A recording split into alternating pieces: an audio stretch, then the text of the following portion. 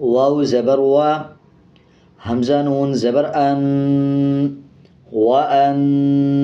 اب جیسے دیکھیں یہ واو کے اوپر شد ہے، شد کا مطلب ہے پچھلے الفاظ کے ساتھ ملا کے پڑھنا۔ اگر آپ پچھلے الفاظ کو پڑھتے ہوئے آ رہے ہیں جیسے سراجا وہاجا وَأَن،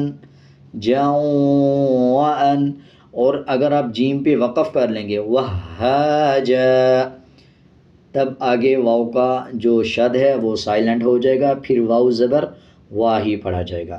واو زبر وا، حمزہ نون زبر ان، وَأَن، زالام زبر زل، وَأَنزل، نون الف زبر نا، وَأَنزلنا، وقف، وَأَنزلنا، حمزہ کاف زبر اک، لام لام دو زبر لل، اکلل۔ اب اس کے جب ہجے کیے جائیں گے تو لام کو دوسرے لام کے ساتھ ملایا جائے گا، اور یہ لام کے بعد جو الف ہے اس کو سکپ کر دیں گے، اور پڑھتے ہوئے لام لام دو زبر لل، اکلل، لام زبر لا، اکلل، میم الف دو زبر من، اکلل من، وقف، اکلل ما۔ اب دیکھیں یہ میم کے بعد اس طرح کا یہ گول سرکل آ گیا ہے، اس کا مطلب ہے کہ اس پہ آیت ختم ہو گئی، آپ اس پہ وقف کر سکتے ہیں۔